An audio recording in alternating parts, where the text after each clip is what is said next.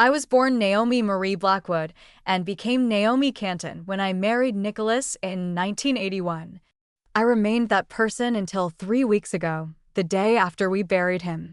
I'm 68 years old, with arthritic hands that still remember how to bake the sourdough bread my son Brandon used to beg for on Sunday mornings, and the way my daughter Melissa's hair felt when I braided it for elementary school.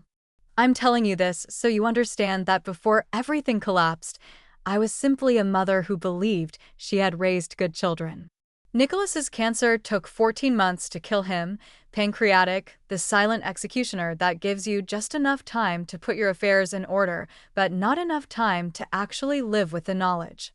We kept it quiet at first, just between us.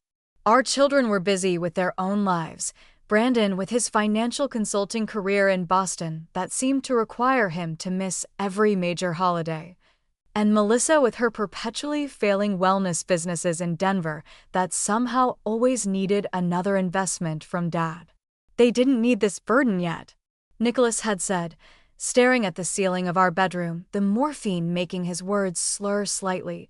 Let them live their lives a little longer without this shadow. I nodded because I loved him, but I knew better. I knew our children. When they finally arrived at our modest farmhouse on the outskirts of Millfield, Pennsylvania, the same house where they'd grown up, where Nicholas and I had built Canton family orchards from 20 acres of neglected apple trees into one of the most respected organic fruit operations in the state, they didn't come with comfort. They came with questions about the will. "Mom, I'm just trying to be practical," Brandon said, his voice taking on that condescending tone he'd perfected sometime after his first six-figure bonus. We were sitting at the kitchen table, Nicholas asleep upstairs, when he first broached the subject. The medical bills must be piling up. Have you two considered downsizing? The business can't be easy for you to manage alone. Brandon had left Millfield at 18, declaring small-town Pennsylvania as suffocating as the soil that had paid for his education. He'd visited only when absolutely necessary, usually staying in a hotel rather than his childhood bedroom because the country air aggravates my sinuses. But suddenly, during his father's final weeks, he developed a profound interest in the family business that had embarrassed him throughout his adolescence. Melissa arrived 3 days later, bringing with her 6 suitcases and the scent of expensive failure, 5 wellness ventures in 8 years, each one launched with her father's money, each one abandoned when it required actual work. But she hugged Nicholas with genuine tears and slept beside his bed the night before he passed, which is why I still struggle with what came after. The funeral was small, just as Nicholas would have wanted. He was buried on a hillside overlooking the orchards where the spring blossoms were just beginning. I stood between my children as they lowered him into the ground. Brandon's arms were stiff around my shoulders, and Melissa was openly weeping into a monogrammed handkerchief I'd never seen before. "He's at peace now," the pastor said, and I wondered if that was true or just something people say when someone dies after long suffering. Nicholas and I weren't religious, but we'd maintained the social convention of occasional church attendance, enough that Pastor Williams knew to focus on Nicholas's love for the land rather than any heavenly reward. What I remember most about that day was the silence afterward. The house echoed with it as people dropped off casseroles and spoke in hushed tones about Nicholas's kindness, his integrity, how he'd helped Mr. Peterson save his dairy farm during the recession, or employed the Wilson boys when they needed summer work. Nobody mentioned how he'd built our business from nothing while raising 2 children who seemed to have inherited none of his values. I made up the guest rooms. I told Brandon and Melissa that evening, as the last visitors left, I thought we could spend tomorrow going through some of your father's things together. "About that, Mom," Brandon said, setting down his whiskey glass with a precision that reminded me of his father. "Melissa and I have been talking, and we think it's best if we settle things quickly. We both need to get back." "Settle things, the estate," Melissa clarified, scrolling through her phone. "The house, the business." "Brandon and I need to figure out the next steps." I'd expected grief from my children, perhaps some reminiscing about their father. What I got instead was a boardroom meeting. Brandon opened his laptop on the dining table where we'd celebrated their birthdays, their graduations, their departures. Dad spoke to me about this last year, he said, not meeting my eyes. He was worried about you managing alone. The business needs modernization, investment. The house is too much for someone your age. My age. I repeated the words, tasting bitter. I've managed this orchard alongside your father for 40 years. And you've done wonderfully, Melissa said in the same voice she used when selling overpriced vitamins to desperate women. But it's time to think about your future, Mom. A retirement community would give you friends, activities. I have friends. I have activities. My voice sounded distant even to my own ears. This is my home. It's all of our home, Brandon corrected, and Dad left the business to Melissa and me in the will. He wanted us to take care of you, but he knew the business needed younger management. I stared at my son, this stranger in expensive clothes who thought he knew anything about the earth that had fed him, the trees his father had nursed through drought and blight and frost. Show me the will. He slid a document across the table, not our family lawyer's letterhead, but something printed on Brandon's corporate stationery. Nicholas's signature looked wrong somehow, too perfect, too steady for a man whose hands had trembled with pain for months. You had him sign this while he was on morphine. The rage that rose in me then was something primal, something I hadn't felt since I watched a fox try to steal into our chicken coop when the children were small. I'd chased it off with a broom, and the kind of fury that comes from protecting what's yours. He was lucid. Brandon insisted he wanted us to have a fresh start with the business. There's a developer interested in the land, a developer for a luxury housing community, Melissa explained, her eyes bright with the prospect of money. They'll pay $7 million, Mom. We can all start fresh. Fresh, as if the life Nicholas and I had built was something stale, something to be discarded. As if the legacy of Canton family orchards, our sustainable farming practices, our refusal to sell to the big grocery chains that would squeeze our workers, our annual donation of 10% of our crop to the local food banks was nothing compared to the prospect of cookie-cutter homes for wealthy weekenders from Philadelphia. Your father would never sell this land for development, I said, my voice steadier than I felt, and I didn't sign anything. You don't need to, Brandon explained with practiced patience. The business was in Dad's name, the house too. Pennsylvania isn't a community property state. I knew then that they had planned this, not just after Nicholas fell ill, but perhaps before.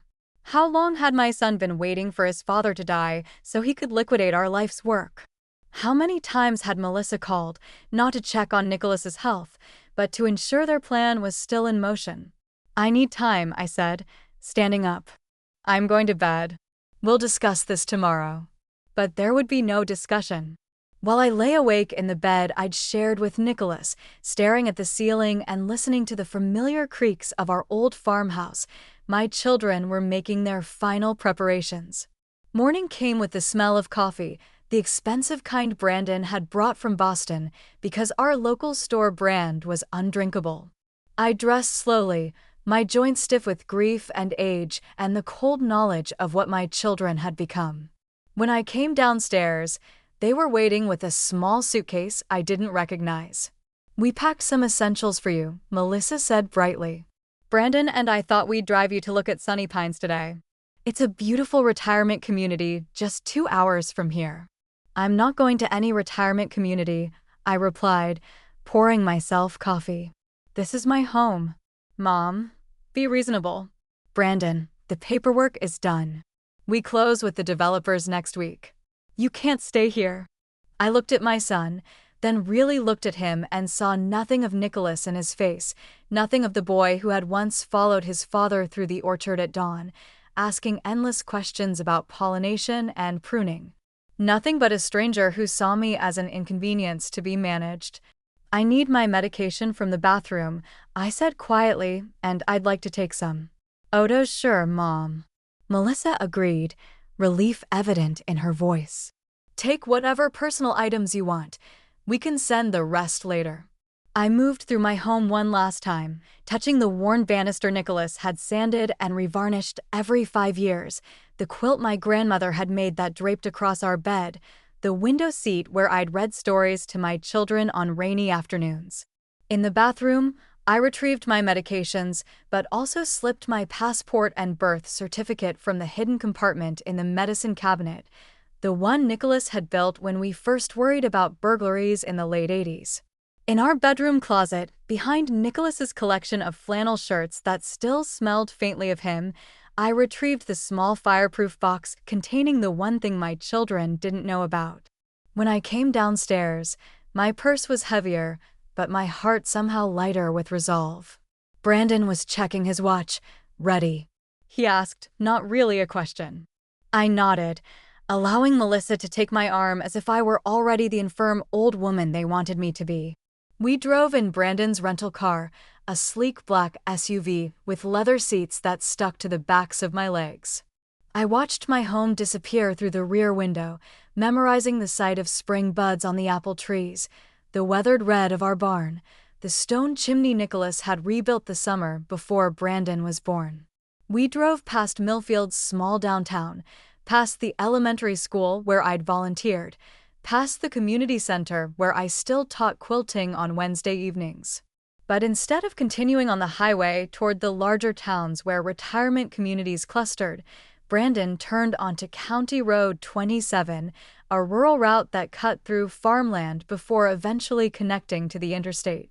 20 minutes later, he pulled onto the shoulder beside an empty field.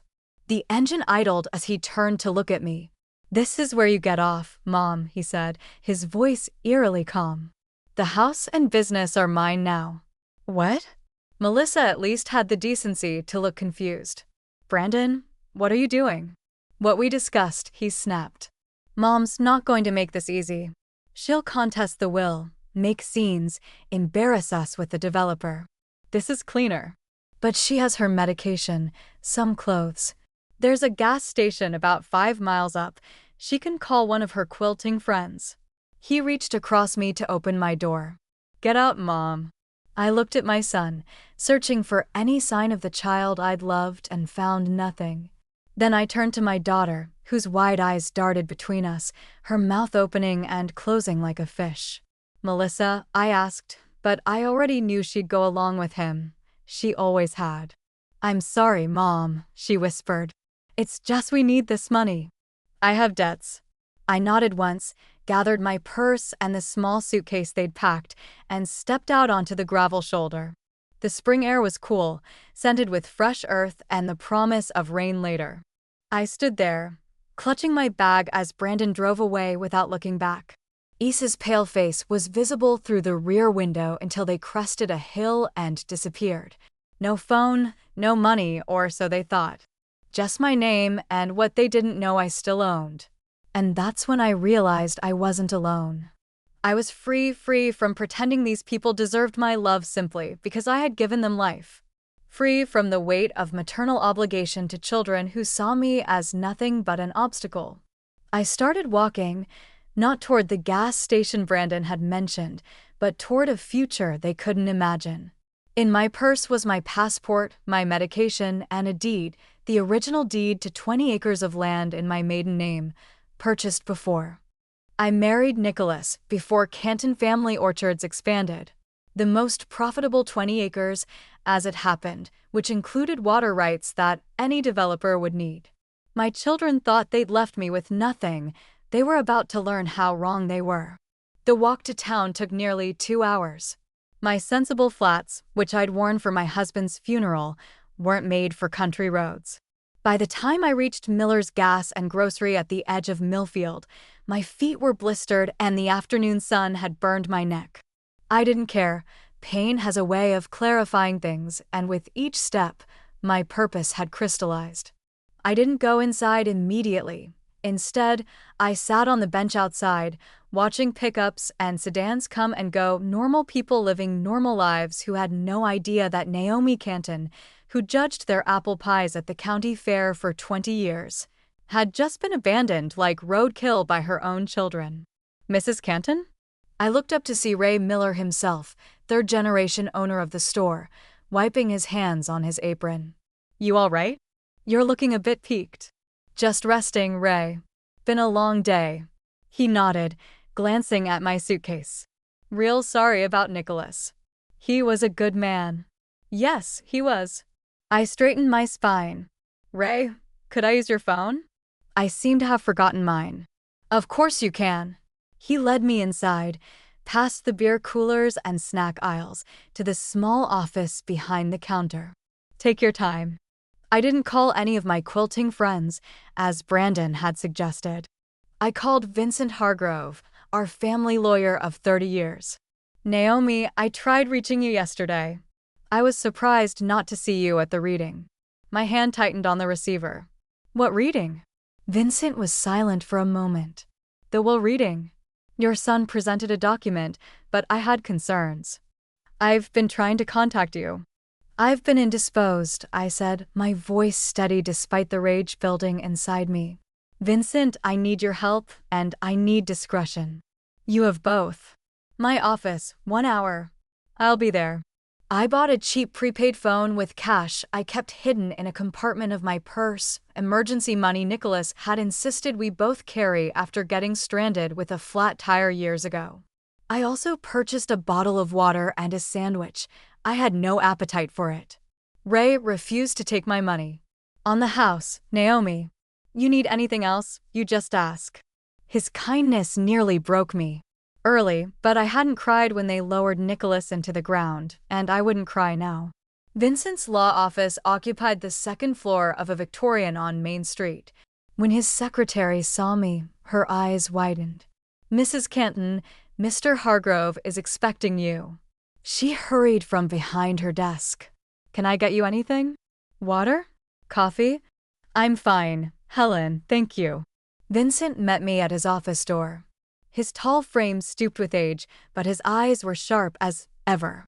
He'd been a year behind Nicholas in school and had handled our business incorporation, our wills, everything legal in our lives. "Naomi," he guided me to a leather chair, then sat not behind his desk but in the chair beside me. "Tell me what's happening." So I did. The conversation after the funeral, the suspicious will, the drive, and abandonment. With each detail, Vincent's expression darkened. "The will they showed you," he said when I finished, "was not the will Nicholas and I prepared last year. Their document is a forgery." I suspected as much. I opened my purse and removed the fireproof box from it. I withdrew the deed to the original 20 acres. "They don't know about this." Vincent examined the deed, nodding slowly. "Smart, very smart. You two were always thinking ahead." Nicholas suggested putting this portion in my maiden name when we first expanded insurance. He called it in case the business ever failed, and now it's insurance of another kind. Vincent placed the deed carefully on his desk. "What do you want to do, Naomi?" I met his eyes. "I want my home back. I want the business my husband built, and I want my children to understand exactly what they've done." Vincent didn't flinch at the coldness in my voice. Instead, he nodded. "Let's start with a place for you to stay tonight. My sister's B&B has a vacancy. Tomorrow we'll begin the legal work." "No," I shook my head. "I need to move faster than that. The developer is closing next week." Understanding dawned in Vincent's eyes. "You're not planning to just go through the courts?" "Courts are for people with time, Vincent. I have a better idea." That night, in the floral-papered comfort of Rose Hill bed and breakfast, I made my first call. Not to my children. They could wonder where I was, whether I'd reached town or collapsed on the roadside. My call was to Harold Winters, the regional manager of Pennsylvania Trust Bank, where Canton Family Orchards had done business for decades. "Mrs. Canton, I'm so sorry about your husband." "Thank you, Harold. I'm calling because I've discovered some concerning transactions, and I need your help to protect what's left of our business." My second call was to Martin Adams, the agricultural extension agent who'd worked with us for 15 years. "Naomi, I was at the funeral but didn't get to speak with you." "I know, Martin. It's been chaotic. Listen, I need information about a potential development on farmland in the county. My third call was to Sophia Delaney, editor of the Millfield Gazette and Nicholas's second cousin. Ellie, how are you holding up? I've been worried. I'm managing Sophia, but I think there's a story you might be interested in about developers protecting agricultural land and inheritance fraud. By midnight, I had made 7 calls, each one a strand in the web I was weaving. Outside my window, the quiet streets of Millfield slept peacefully, unaware that Naomi Canton, always the peacemaker, always the nurturer, was planning war. In the morning, I met Vincent at his office with a legal pad full of notes. I need you to freeze the business accounts, I told him, and I need you to file an emergency injunction on any sale of the property based on the fraudulent will. Vincent reviewed my notes, his eyebrows rising. This is comprehensive. I had 40 years with Nicholas. I know every contract, every client, every detail of that business. I leaned forward. I'm going to use all of it. Your children won't take this quietly. I'm counting on it. By noon, the pieces were in motion. Vincent had filed the emergency injunction. Harold had frozen the business accounts pending investigation of suspicious activity, and Martin had contacted the Environmental Board about protected wetlands on the proposed development site, wetlands that happened to be on my 20 acres. I sat in Vincent's office, watching the clock tick toward 1 p.m., when my children would discover that their carefully constructed plan had hit its first obstacle. My phone rang, the new prepaid one whose number they shouldn't have known, but Vincent had made sure they'd gotten it. I let it ring 4 times before answering, my voice calm. This is Naomi. Mom. Brandon's voice crackled with barely contained fury. What have you done? I smiled, though he couldn't see it. I've only just begun. Mom, be reasonable. Brandon's voice hardened through the phone. You can't just freeze accounts and file injunctions. Do you have any idea what you're doing to our deal? Your deal, I corrected, not mine, not your father's.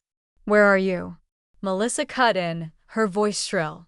Brandon had clearly put me on speaker. We've been worried sick. The lie hung between us like a poison cloud. They hadn't called the police, hadn't contacted friends. They'd been too busy finalizing their betrayal, worried that I survived. I asked, my voice perfectly level, worried that I didn't conveniently disappear. That's not fair. Melissa whined. Brandon made a mistake. Shut up, Melissa. Brandon snapped. I smiled into the phone, already fracturing. Listen carefully. I'm giving you one chance to walk away with something. Withdraw your fraudulent will, sign the business and house back to me, and in return, I'll give you each a one-time payment of $50,000. After that, we're done. Brandon laughed, an ugly sound. You're delusional. You have nothing. The will is legal. The will is a forgery, Vincent interjected, leaning toward the speakerphone on his desk. As the lawyer who drafted Nicholas Canton's actual will, I can testify to that. Silence stretched across the line. You have 24 hours, I said. After that, the offer expires, and I proceed with fraud charges. I hung up before they could respond. Vincent leaned back in his chair. You realize they'll probably refuse. I'm counting on it. I stood gathering my purse. Now I need to visit the bank in person. The next 24 hours passed in a blur of paperwork, phone calls, and quiet meetings in back offices throughout Millfield. People who had known me for decades, known us, Nicholas and me, stepped up with information, signatures, and support not out of pity but out of respect and perhaps a touch of relish at seeing the Canton children, who had abandoned their hometown for shinier places, get their comeuppance. By evening, I'd moved into a small apartment above Lucille's bakery. The owner, Lucille Brennan, had been my friend since our children started kindergarten together. Stay as long as you need, she said, pressing the key into my palm. That boy of yours never did right by this town or by you and Nicholas. I slept surprisingly well that night, lulled by the familiar smells of bread and pastry rising from below. In the morning, I dressed in clothes Lucille had lent me, a pair of jeans and a sweater that fit well enough, and prepared for war. At precisely 9 a.m., when the deed office opened, I filed paperwork asserting my ownership of the original 20 acres of property that included the main house, the barn, and most critically, the water access that any developer would need.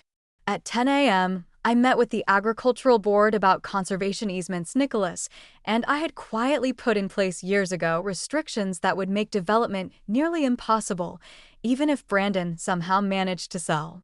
At noon, I sat with Sophia in the Millfield Gazette office, providing documentation for a story headlined "Local Orchard at Center of Inheritance Dispute. Developer Plans Threaten Protected Agricultural Land." By 2 p.m., my phone was ringing again. "The offer's off the table," I said by way of greeting. "Mom, you're making a terrible mistake." Brandon's voice had lost its edge of superiority, replaced by something closer to panic. "The developer's lawyers are threatening to sue if we can't deliver as promised." "That sounds like your problem." "Our problem," Melissa broke in. "Mom, please. I used the advance to pay off some debts. If this falls through, I'll be ruined. You should have thought of that before leaving me on the side of the road." "That was Brandon's idea," she cried. "I didn't know until we were already driving. The betrayal between them gave me no satisfaction." "Nothing about this gave me satisfaction, only a cold, necessary sense of justice being served. The bank statements show you withdrew $50,000 3 days before your father's funeral, Melissa." I kept my voice clinical, detached. "Planning your fresh start already, were you?" She began to sob, dramatic heaving cries I'd heard countless times when she didn't get her way. "It's too late for tears," I continued. "Vincent will send over the paperwork you both sign, renouncing all claims to Canton Family Orchards and the house in return. I won't press charges for fraud, attempted elder abuse, and theft." "And the $50,000? Brandon asked, the businessman's mind still calculating that offer expired. I replied, "You get to stay out of jail, that's all." I hung up, sat down the phone, and stared out the window of Vincent's office at the town where I'd spent my entire adult life. Across the street, the farmers' market was setting up just as it did every Thursday.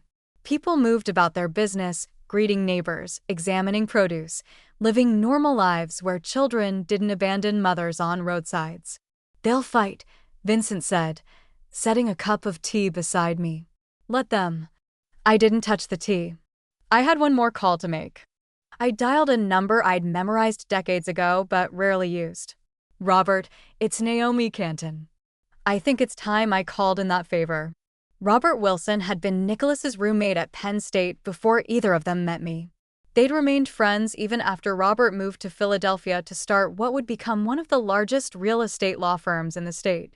30 years ago, Nicholas had loaned Robert money when his first firm collapsed, money that helped rebuild a practice now known for destroying predatory developers. "Naomi," his voice was warm with recognition.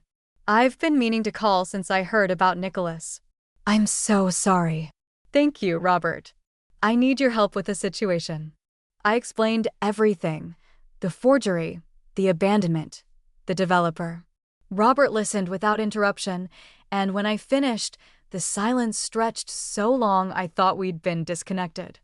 "I'll be in Millfield tomorrow morning," he finally said, his voice tight with controlled anger. "These developers, Platinum Acres, they've been on our radar, Naomi. What they're planning violates at least 6 environmental regulations. We've been looking for a way to stop them, and now you have one." Yes, I could hear him shuffling papers.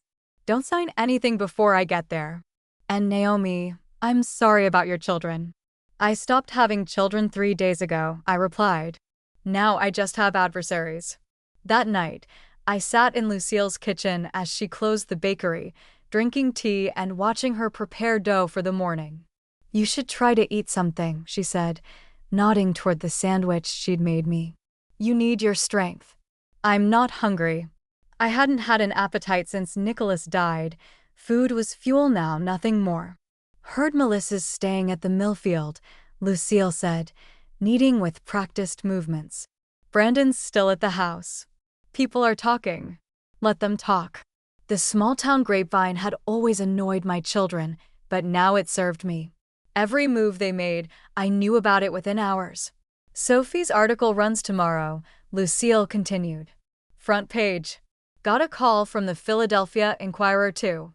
They want to pick up the story. Something about the developer having trouble with other projects. I nodded, unsurprised. Robert's call had confirmed what I'd suspected. Platinum Acres had a pattern of targeting vulnerable landowners, particularly the elderly, with promises they never intended to keep. Did I do the right thing raising them the way we? Did the question slip out before I could stop it? Not sentimentality, but a genuine curiosity about where I had failed. Lucille's hands stilled in the dough. You and Nicholas were good parents, Ellie. Some people just turn out rotten no matter the soil they're planted in. I accepted her answer with a nod, pushing away the useless question. It didn't matter anymore. The past was buried with Nicholas. Only the future and my revenge remained. Morning brought Robert Wilson, impeccably dressed in a suit that probably cost more than 3 months of Canton Orchard profits, striding into Vincent's office with 2 associates trailing behind him. Naomi, he embraced me briefly, then immediately turned to business. We've filed injunctions against Platinum Acres in 3 counties already. Now we add yours to the list. For the next 2 hours, I watched a master at work. Robert didn't just understand law. He wielded it like a scalpel, precise and devastating. By noon, he had drafted documents that would not only block the sale, but potentially trigger a state investigation into the developer. Your children's signatures, he said, sliding papers across Vincent's desk. We need them to officially renounce their claims based on the fraudulent will. Vincent says they're refusing. They'll sign, I said with certainty. They just need the proper motivation. I pulled out my phone and made another call, this one to Thomas Winters, Harold's son and the assistant district attorney for the county. Thomas, it's Naomi Canton. I'd like to discuss pressing criminal charges. Robert raised an eyebrow, but said nothing as I arranged a meeting for later that afternoon. When I hung up, he nodded approvingly. You always were tougher than Nicholas gave you credit for. Nicholas knew exactly how tough I was, I corrected.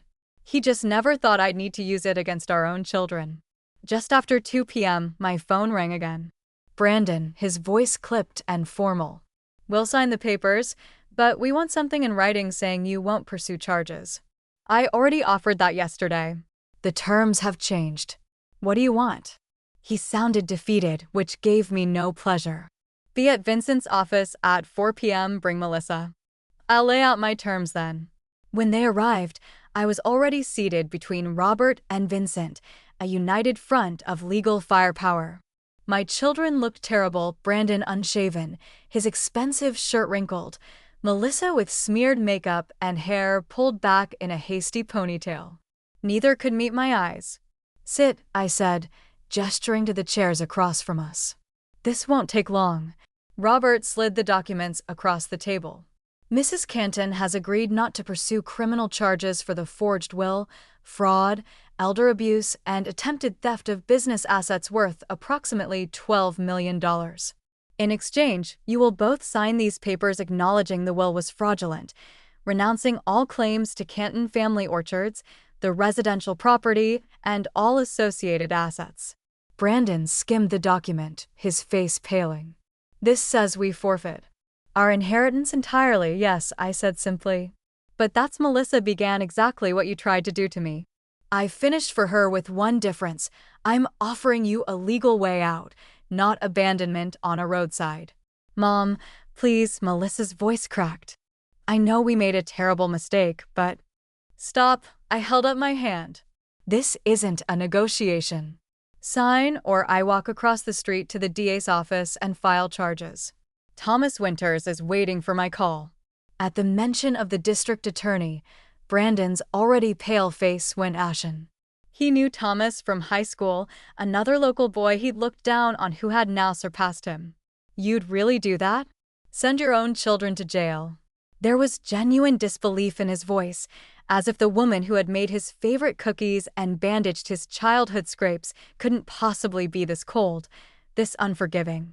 The woman who would have forgiven you anything died on County Road 27, I replied evenly. You left her in the dust. Brandon looked away first, then reached for the pen Vincent offered. His signature was shaky but legible. Melissa took longer, tears dropping onto the paper as she signed her name. What happens now? She asked in a small voice. Now you leave Millfield, I said, gathering the signed documents. Both of you today. If I see either of you in this town again, I will press charges regardless of what you've signed. And the developer? Brandon asked, a last attempt at salvaging something. Robert smiled thinly. Platinum Acres will be formally notified that the property is not and was never for sale. They'll also be receiving notification of our intent to file suit for their part in what appears to be a conspiracy to defraud a widow. They left without another word, shoulders slumped in defeat. I watched through Vincent's window as they walked separately to their cars, Brandon to his rental, Melissa to her flashy red convertible that Nicholas had helped her buy last year. Neither looked back at the office, neither looked at each other. It's done, Vincent said quietly, placing the documents in his safe. But it wasn't done. Not yet. The legal battle was won, but the war, my war, had one final act. I need a ride, I told Robert. Where to? Home. The Canton farmhouse looked exactly as I'd left it 4 days earlier, white clapboard siding glowing in the late afternoon sun. Nicholas's rocking chair, still on the front porch, where he'd spent his last mobile days watching the orchard bloom. Only Brandon's rental car in the driveway marked any change. Want me to come in with you? Robert asked as he pulled up behind it. No, this part won't do alone. Inside, the house was eerily quiet. I moved through the first floor, noting small disturbances.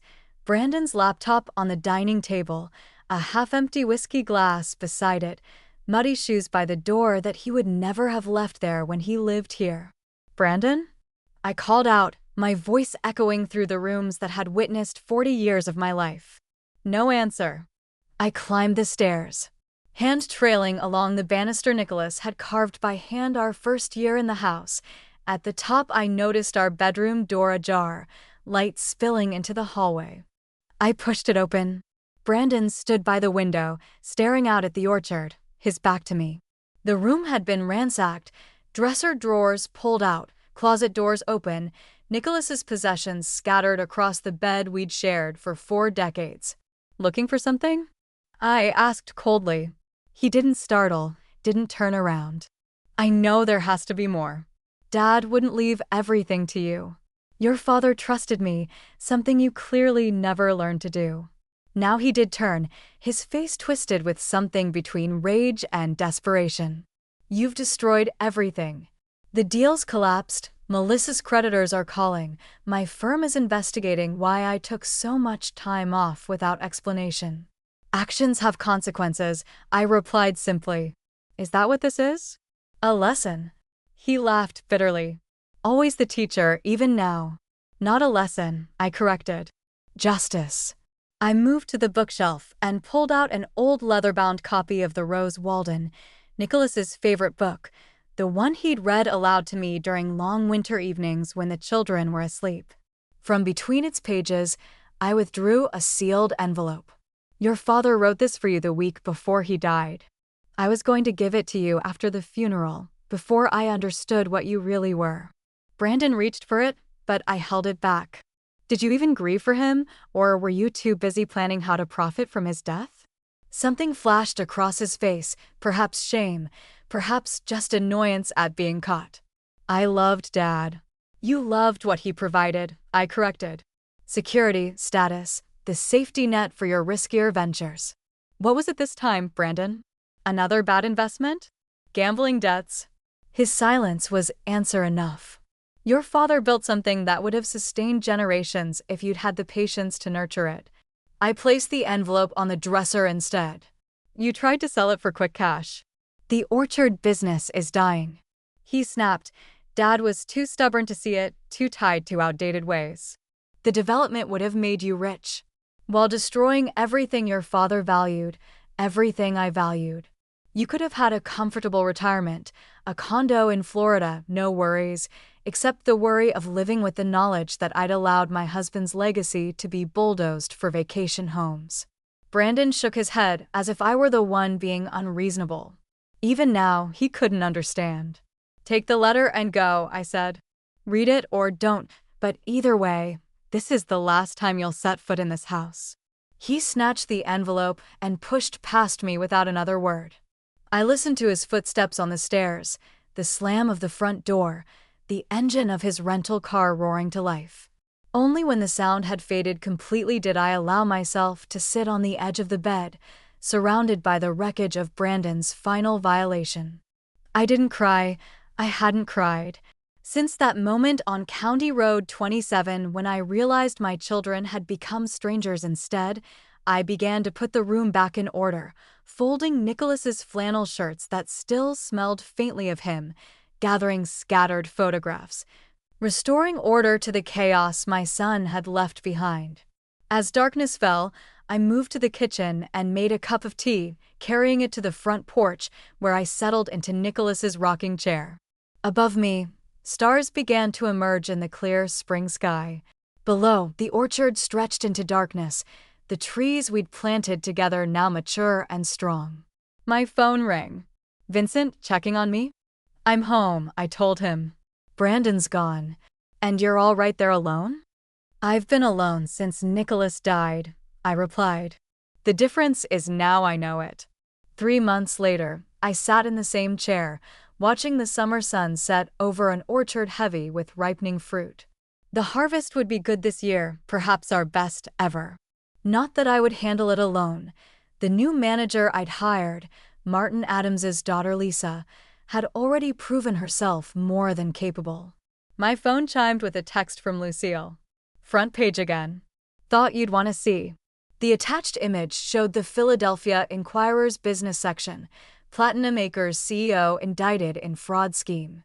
The subheading mentioned Canton Family Orchards as the case that had triggered the investigation, ultimately revealing a pattern of elder exploitation spanning 3 states.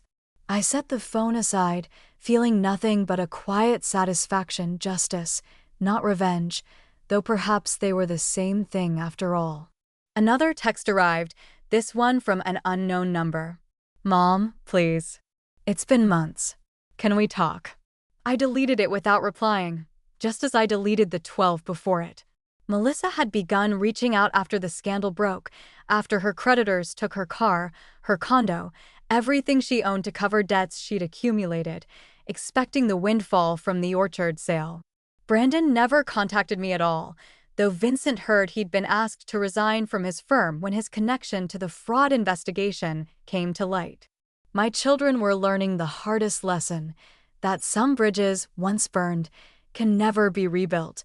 Some betrayals cut too deep for forgiveness.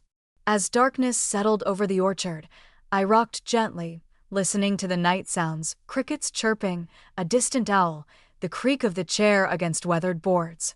In my lap lay a notebook where I'd begun sketching plans for Canton Family Orchard's future, a farm-to-table restaurant in the old barn, educational programs for local schools, expansion of our organic practices. Nicholas would have loved these ideas. We'd discussed similar dreams before his illness consumed our conversations with treatments and pain management. "I'm doing it, Nicholas," I whispered to the night air. Everything we planned, everything they tried to destroy. Tomorrow I would meet with the lawyer handling the formation of the Nicholas Canton Agricultural Scholarship, a fund for local students. Students pursuing sustainable farming funded by the profits my children had tried to steal.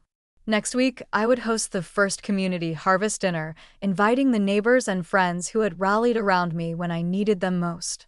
In the quiet evenings, I would sit here in Nicholas's chair, watching over the orchard we had built, the legacy that would continue without our children, strong and enduring as the trees themselves.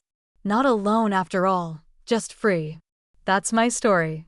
Some of you might judge me harsh, unforgiving. Some might call it cruelty to cut off my own flesh and blood so completely. But remember what I told you at the beginning. Betrayal from those you've carried in your heart is a wound that transforms you. It burns away sentimentality and leaves something harder, clearer in its place. My children made their choice that day on County Road 27. I made mine every day after. Don't forget to subscribe to the channel and comment where you're watching from. Maybe share what you would have done in my place. Would you have forgiven, or would you, like me, have chosen justice instead? Either way, remember this. Some people mistake kindness for weakness until they discover too late what strength truly looks like.